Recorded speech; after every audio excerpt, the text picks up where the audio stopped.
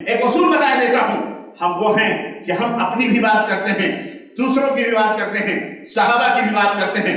ہم یہ کہتے ہیں ہمارا عقیدہ، ہماری بات اگر کتاب اللہ اور سنت رسول اللہ میں موجود نہ ہو اور صحابہ نے اس کے اوپر عمل نہ کیا ہو، کس نے؟ صحابہ بیچ میں۔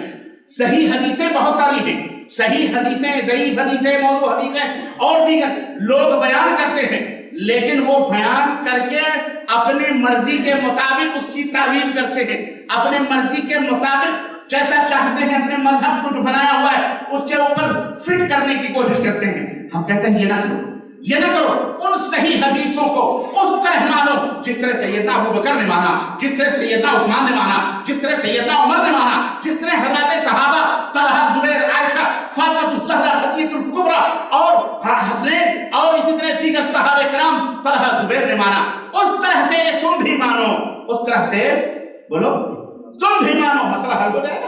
ہم اپنے عقیدے کو ثبوت پہ پیش کرتے ہیں، دیکھو یہ قرآن ہے، یہ حدیث ہے، اور یہ صحابہ کرام رضوان اللہ تعالیٰ علیہ وسلم کا نہیں ہے۔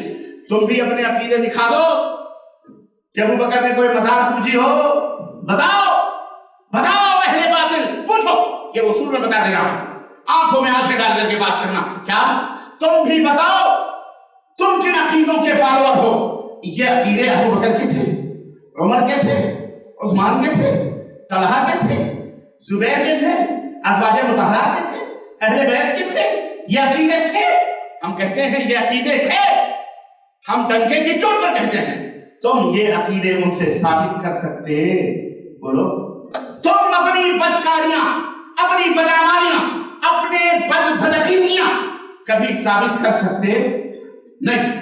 یہی باطل کی علامت ہے، یہی بولو، بس بہت فارمولے ہو گئے، یہ ایک فارمولہ ہے۔